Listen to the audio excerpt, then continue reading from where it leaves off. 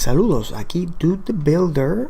En el episodio sobre los strings en Go vamos a estar hablando sobre este tipo de datos, que es uno de los tipos de datos básicos dentro de Go, pero que merece un trato especial adicional porque es un tipo de dato de gran funcionalidad dentro del lenguaje, y las librerías que los paquetes, ¿verdad?, que encontramos en la librería estándar de Go.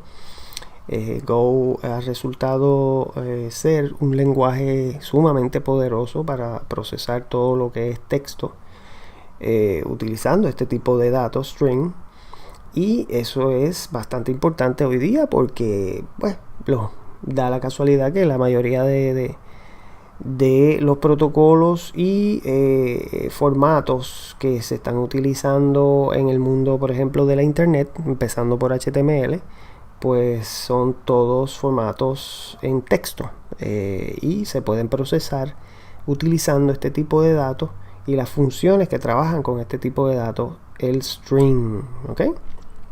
Aquí tenemos una definición de una variable que le ponemos por nombre S y de tipo string, ¿ok? Y tenemos también el ejemplo de cómo asignarle a esa variable S con el signo de operación de S igual, asignación, el string hola mundo, el texto hola mundo, ¿verdad? Entonces vamos a ver que los strings en Go permiten trabajar con sus componentes, ¿verdad? Lo que nosotros conocemos como una cadena en español, ese nombre de cadena, y string también en inglés, pues viene de esa naturaleza, ¿verdad? De que es una secuencia de bytes que se almacenan en la memoria, y los bytes representan diferentes símbolos o caracteres, ¿verdad? Letras, números. Pero siempre en el contexto de que es texto, ¿verdad? No son números per se, estamos hablando de texto. Pero la computadora no trabaja con texto, ¿verdad? La computadora trabaja con números, y simplemente al nivel más bajo pues los convierte en bits.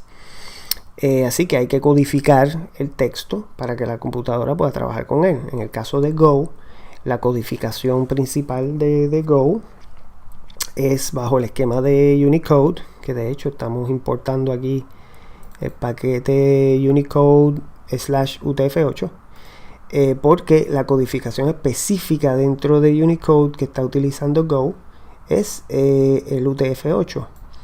Esto no es una gran coincidencia, dado que Go fue creado por 3 personas, ¿verdad? Ken Thompson, Rob Pike y Robert Griesemer, y da la casualidad, ¿verdad?, que los creadores de UTF-8 son Ken Thompson y Rob Pike. Así que 2 de los creadores de UTF-8 son 2 de los creadores de Go también. Y entonces pues en Go vemos el uso de UTF-8 como la codificación, ¿verdad?, principal que utilizamos en donde quiera que vemos los strings. Eso quiere decir que en esta variable S tenemos este string hola mundo. Internamente Go lo va a codificar bajo el esquema de Unicode y específicamente la codificación UTF-8.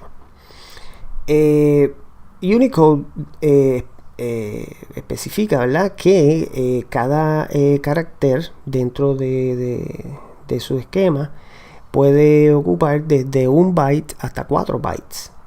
Y eso vimos anteriormente, que había un alias en Go que se llama rune, y rune está hecho específicamente para trabajar con caracteres codificados bajo Unicode. Y un rune en Go es un alias a un int 32, a un entero de 32 bits, porque ese es el espacio que hace falta como mínimo para poder almacenar un carácter Unicode que puede tener hasta 4 bytes o 32 bits. En la gran mayoría de los casos, los caracteres que estamos utilizando en nuestra programación no llegan a 4 bytes y muchísimas veces simplemente se mantienen en el primer byte solamente, en ASCII, que solamente usa 8 bits. Así que los creadores de UTF-8 se dieron cuenta de eso y dijeron que pues, no es muy eficiente estar utilizando 4 bytes constantemente cuando la mayoría de los caracteres solamente usan un byte, necesitan un byte. Así que UTF-8 es un esquema variable, de tamaño variable. Y si estamos trabajando con caracteres como por ejemplo aquí el Hola Mundo, que todos estos caracteres están dentro del código ASCII, solamente requieren máximo 8 bits, pues UTF-8 lo que va a utilizar es precisamente un byte solamente para cada uno de estos caracteres.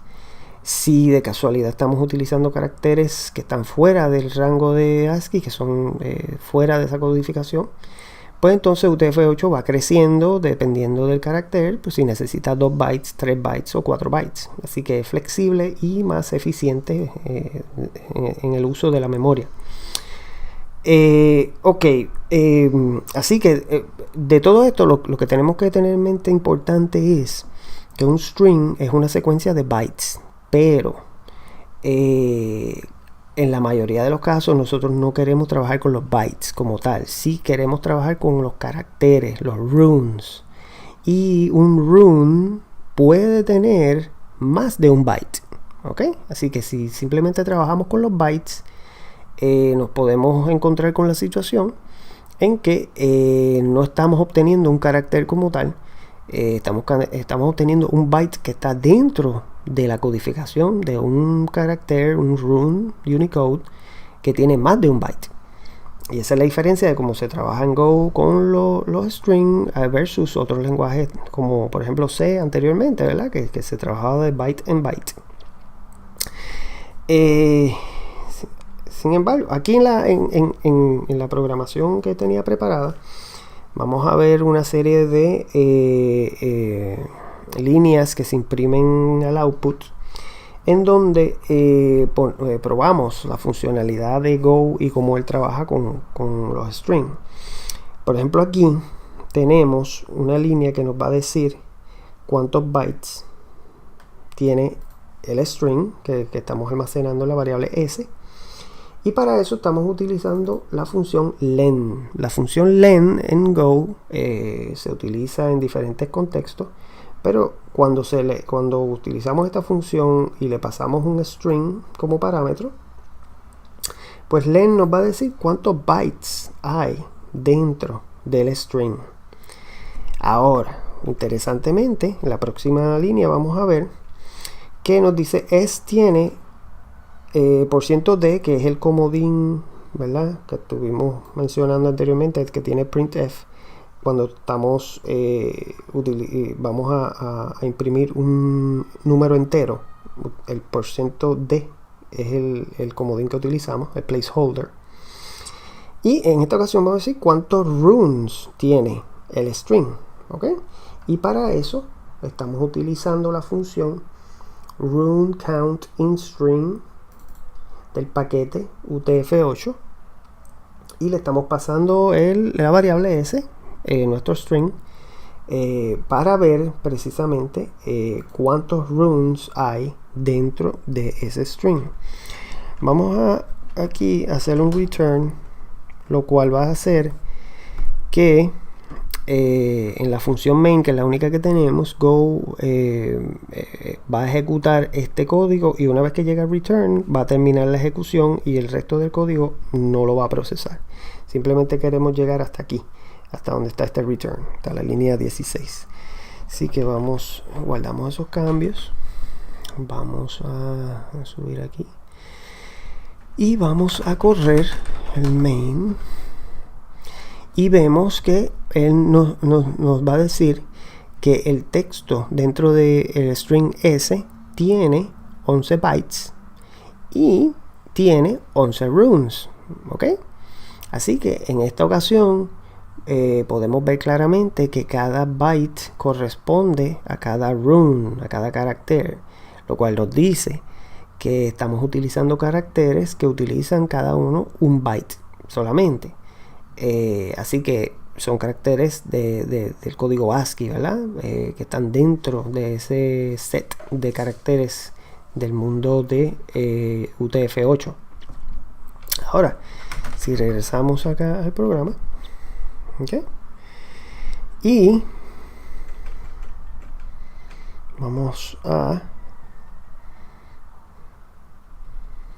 modificar el texto y vamos a escribir Go en español,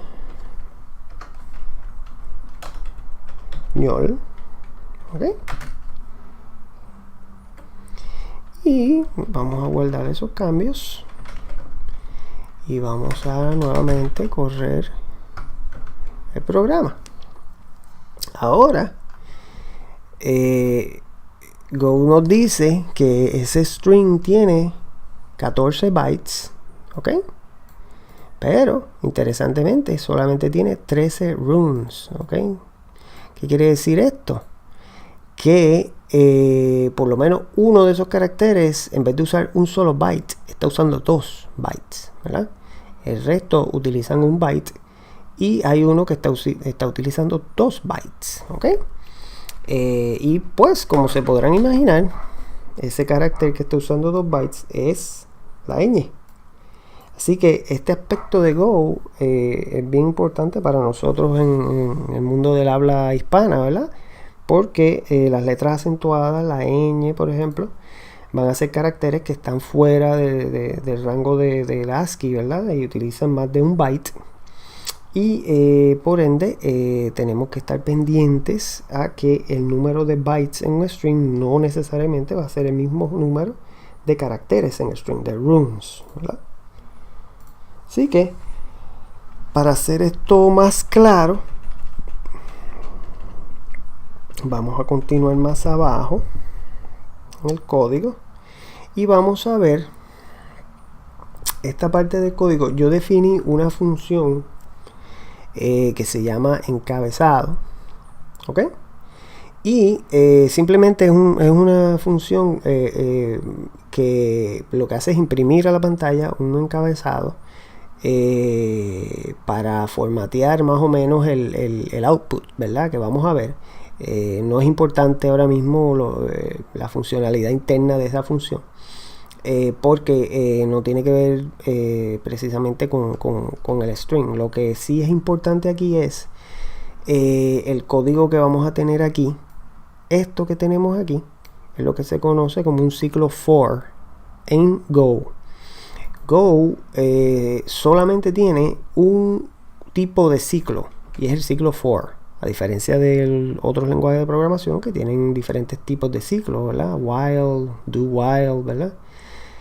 Go lo que tiene es el for, pero el for es sumamente poderoso porque se puede utilizar de muchísimas formas. Nosotros hasta ahora no hemos entrado en los ciclos, y para efectos de este episodio que vamos a estar trabajando con strings, no tenemos que entrar en mucho detalle de cómo funciona el for, eso lo vamos a ver después. Pero sí, lo que sí tenemos que saber es que en este estilo de el for en Go, definimos el counter, ¿verdad? El contador que tiene el número de la iteración en la que estamos en el momento. Empezamos en 0. Aquí en este segmento está el condicional. El condicional se evalúa cada vez que estamos empezando un nuevo ciclo, y si el resultado de este condicional es cierto, pues continuamos. Si el resultado es falso, el for para de ejecutar y seguimos con el código que está después del for, o sea que salimos del ciclo. Y finalmente tenemos el step, el paso, como quien dice, el escalón, ¿verdad?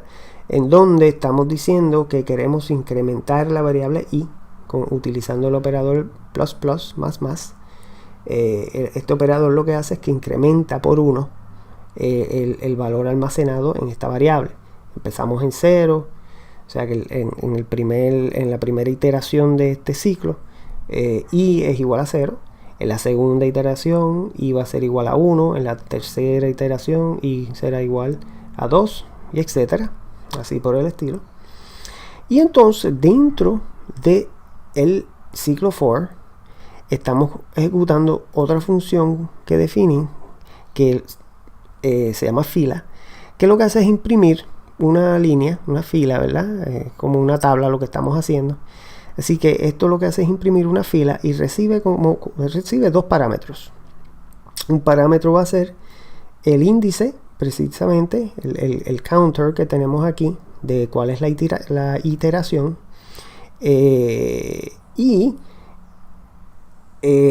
Estamos utilizando ese mismo índice para acceder ese byte dentro del string.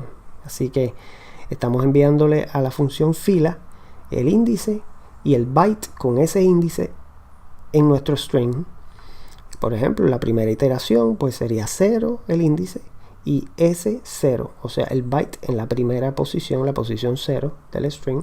En el segundo sería 1, S1 y así por el estilo. Vamos a, como hicimos anteriormente, hacer un return aquí para simplemente llegar hasta aquí. Cuando corramos el programa, vamos a subir aquí y vamos a correr el main.go. Nuevamente tenemos, como teníamos anteriormente, nos dice que el string tiene 14 bytes y tiene 13 runes, pero ahora tenemos una tablita aquí que es importante analizarla. Tenemos el encabezado, el ciclo for, ¿verdad? En esta columna tenemos los índices. ¿Ok? En cada iteración de ese loop, cada vez que estamos accediendo uno de los bytes dentro del string que está en la variable s, pues el índice va a ir incrementando. ¿Ok? Y esta columna nos dice cuál es el código que está almacenado en ese índice precisamente dentro del string. Y como vimos anteriormente, pues es un código dentro de UTF-8 que representa el símbolo o el carácter que en el string estamos almacenando. Lo próximo que tenemos es le puse letra aquí, ¿verdad? Pudiera ser rune, la palabra más correcta dentro de Go, que es específicamente qué es lo que estamos almacenando. Y en la última columna es el tipo de dato que nos está enviando ese ciclo for cada vez que accedemos a uno de esos índices de los bytes de ese string. Y como podemos ver, en la primera iteración el índice 0 es una G mayúscula, tenemos el código aquí 71. Segunda iteración el índice es 1, tenemos la O. Después tenemos el índice 2, el código 32 en ASCII. Tenemos un espacio. Todos los caracteres, vemos que lo que estamos recibiendo es un uint 8. Y si recuerdan de la lección que hablábamos sobre los tipos de datos, uint 8 es la base del alias que se conoce como byte dentro de Go. O sea que en realidad estos son bytes. ¿Okay? Cada vez que ustedes ven uint 8 en el contexto de un string, pues es como si dijera byte. Y entonces cada uno vemos que los índices siguen de forma normal, 5, 6, 7, 8, ¿verdad? Pero, ¿qué pasa? Cuando llegamos a donde se supone que está la ñ, vamos a ver aquí un poquito que el output es de unos caracteres extraños aquí, ¿ok? Y tenemos que el índice los índices siguen en la secuencia 8, 9, 10, 11, 12, 13, ¿verdad? Porque esto está yendo byte por byte iterando y devolviéndonos cada uno de los bytes que tiene ese string.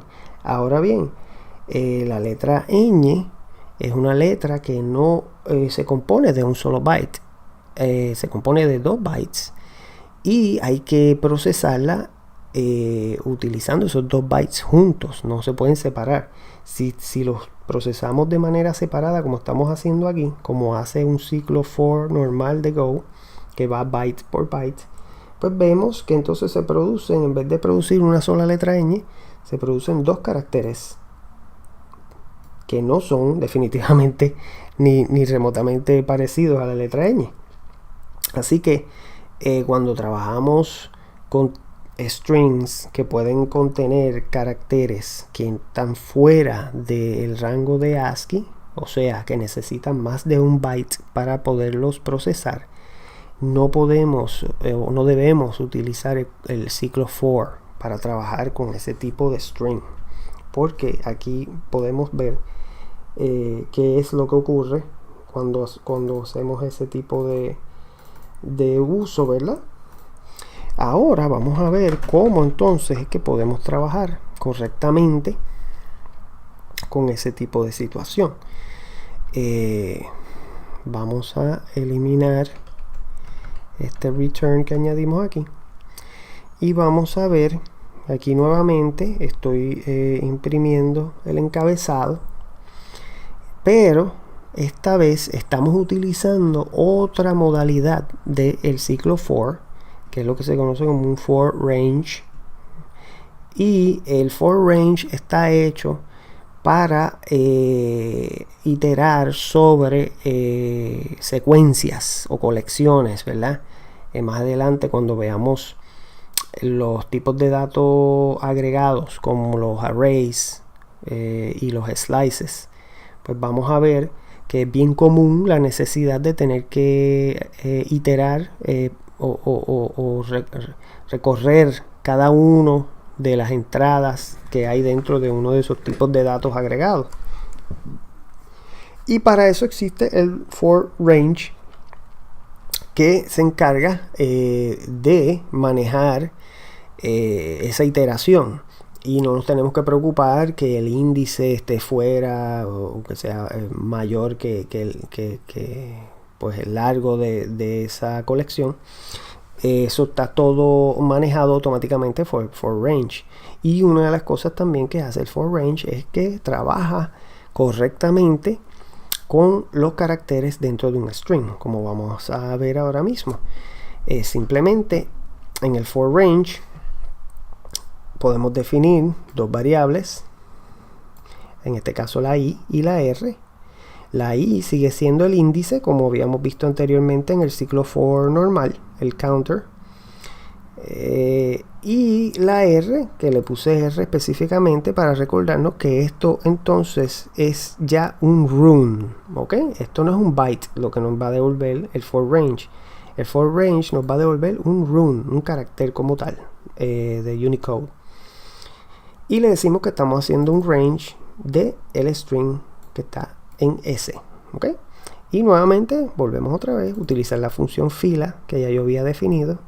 No se preocupen por esa funcionalidad. Lo importante es que la función fila va a imprimir en cada línea el índice que le estamos enviando y el run que nos está devolviendo el range para cada uno de los caracteres de los runs que están almacenados en el string S. Así que vamos nuevamente a escribir esos cambios. Vamos a limpiar la pantalla. Subimos aquí para mantener el zoom, ¿verdad? Para que puedan ver bien. Y vamos a correr nuevamente el main.go. Ok, ¿qué tenemos ahora? Nuevamente, ahora tenemos un poquito de output que se fue por aquí. Nuevamente 14 bytes, 13 runs, ¿verdad? Y tenemos la tabla como teníamos anteriormente, trabajando con el ciclo for, en donde vemos los caracteres extraños estos, donde se supone que estaba la ñ, ¿verdad? Pero ahora más abajo vamos a tener el output para el ciclo for range, ¿ok? y que vamos a ver aquí. Tenemos los índices, tenemos los códigos nuevamente, tenemos los runes, las letras que como yo le puse aquí. Y el tipo de dato ahora cambió. Ahora el tipo de dato, en vez de ser un uint8, un byte, ahora se convirtió en un int32. Y si recuerdan en la lección, en el episodio de los tipos de datos, el alias de int32 es rune. Así que esto básicamente también nos está confirmando que lo que estamos recibiendo ahora, en vez de bytes, son runes. Y él está entonces decodificando, ¿verdad?, esos bytes, convirtiéndolos en runes de Unicode. Así que tenemos la G, la O, el espacio. Y vamos aquí en y el espacio. Y tenemos español. ¿Ves que aquí ahora correctamente vemos la ñ en su codificación como un rune de Unicode? Y vamos a ver aquí, interesantemente, vemos los índices que van aumentando: 1, 2, 3, 4, 5, 6, 7, 8, 9, 10. Pero de momento del 10 brincamos al 12. El índice 11 no está. ¿Por qué? Porque una vez que llegamos al índice 10, estamos en la ñ. La ñ es un carácter que utiliza 2 bytes en vez de 1. O sea que utiliza el índice 10 y el 11. Y cuando vamos entonces a la próxima iteración del for range, que vamos al próximo rune, al próximo carácter, estaríamos en el índice 12. Así que esto es algo que el for range hace automáticamente. Y es bien conveniente, es una herramienta bien poderosa, porque entonces ya no nos tenemos que estar preocupando de nosotros mismos estar decodificando un string, pasando los bytes a las funciones para decodificar código UTF-8 o Unicode en general. Que de hecho esas funciones existen, ¿verdad? Y si por alguna razón tenemos la necesidad de utilizar ese tipo de funciones, es importante saber. Aquí estamos en golang.org /pkg /unicode. Ahí vamos a tener el package Unicode, la documentación del package. Inclusive nos dice que a la hora de importarlo, esto es lo que tenemos que añadir en nuestro código. Y en este package vamos a tener una serie de funciones que son específicamente hechas para trabajar con Unicode, y muchas de ellas son bien útiles. Por ejemplo, le pasamos un rune a la función isDigit y nos va a decir si ese rune, si ese carácter es un dígito del 0 al 9. De la misma manera está isLetter, nos va a decir si es una letra. Y esto no importa del idioma, ¿verdad? Esto cubre todos los lenguajes que están dentro de Unicode, que básicamente son todos los lenguajes del mundo. Si es un rune que es una letra dentro de chino mandarín o español o inglés o alemán o lo que sea, esta función nos va a decir que va a regresar un bool, y si ese bool es true, es cierto, pues quiere decir que ese rune es una letra. En el caso de los dígitos, si es true, pues ese rune es un dígito. Así que este paquete es sumamente útil, ¿verdad?, a la hora de uno mismo procesar el texto en formato Unicode. También tenemos este otro paquete, que es el paquete Unicode /UTF-8.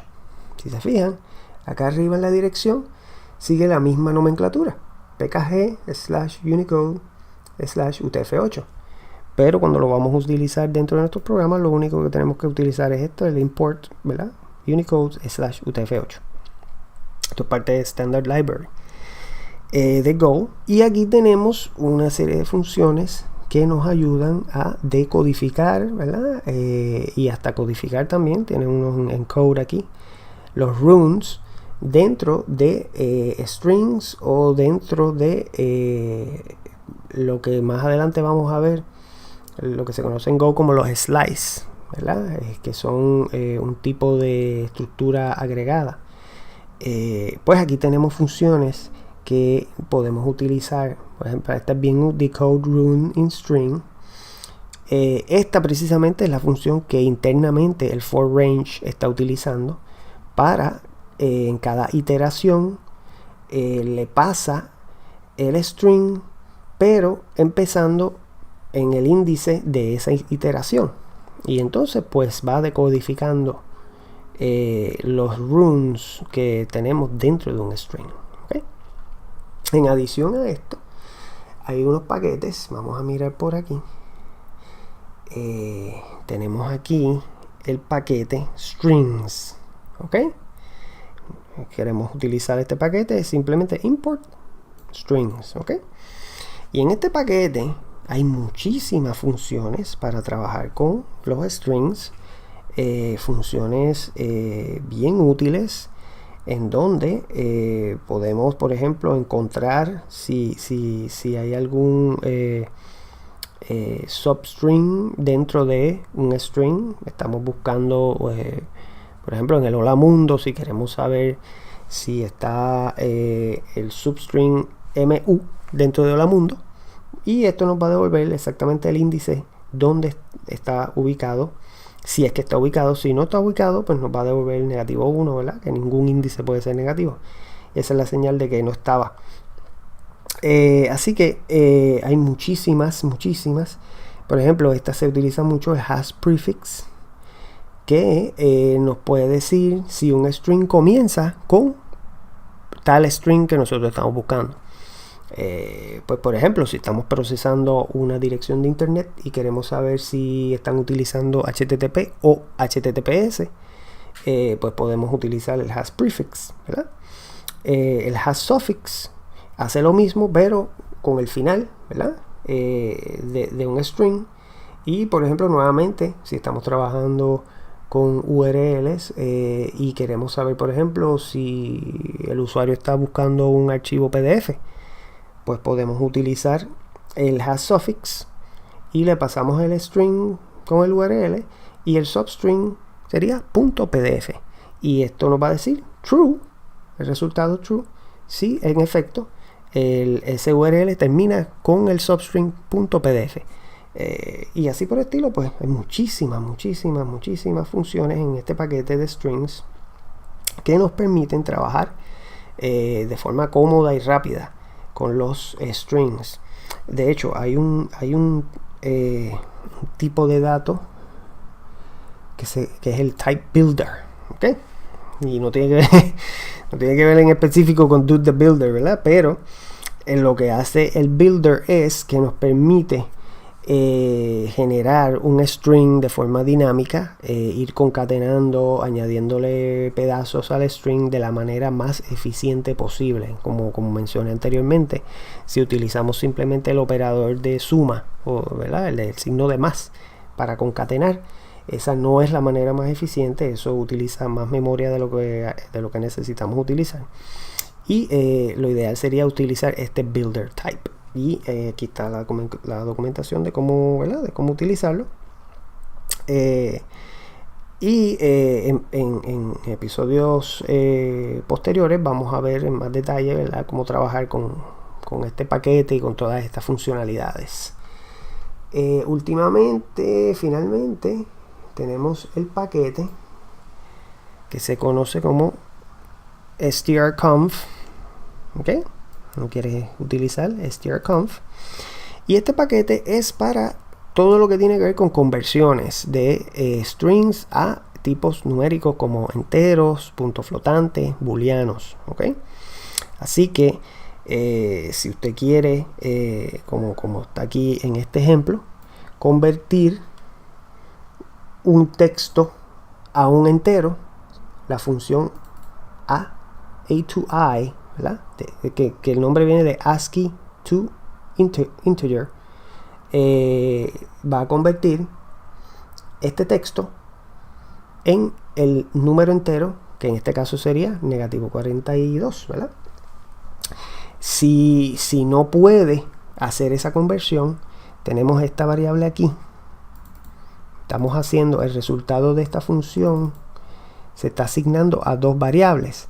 Si el resultado es exitoso, pues en la variable i vamos a tener el entero que queríamos obtener. Pero si no se puede convertir, vamos a decir que este texto lo que tiene ABC y eso no lo podemos convertir en un número, pues entonces la variable i no va a tener un valor válido y la variable error, que viene de error, ¿verdad? Va a tener cuál fue el error que ocurrió. Y el manejo de errores lo vamos a ver más adelante también en otro episodio. Pero lo importante aquí es que tenemos un sinnúmero de funciones, ¿ves? Aquí tenemos los ejemplos que inclusive si también estamos tratando de convertir diferentes tipos de datos, los booleanos, los float, los enteros y los enteros sin signo, pues aquí están las diferentes funciones. Estos son ejemplos. Más abajo, cuando ya entramos en la documentación como tal, vamos a tener todos los detalles de cómo se utilizan, ¿verdad? Esas funciones, ¿verdad? Aquí tenemos, por ejemplo, la de parseInt, ¿verdad? Y nos dice que pues le estamos enviando el string y la base, por ejemplo, si es decimal, la base va a ser 10. Si es binario, la base va a ser 2, por ejemplo. Hexadecimal, la base sería 16. Y le pasamos también el bit size, ¿verdad? El resultado, si queremos que el resultado sea un 8 bits, 32 bits, 64 bits, 16 bits. Pues toda esa funcionalidad la tenemos aquí. Así que recuerden que paquetes bien importantes a la hora de procesar texto: paquete Unicode, paquete Unicode UTF-8, el paquete strings, que viene siendo uno de los más utilizados cuando trabajamos con los strings, y el paquete de strconf, ¿verdad? Para todo lo que es conversiones, ¿ok? Así que nada, espero que les haya gustado. Si les gustó el video, le pueden dar like, se pueden suscribir para enterarse cuando hay videos nuevos, y algún comentario o recomendación en el área de los comentarios son bienvenidos. Así que despidiéndose aquí, Dude the Builder, nos vemos en la próxima.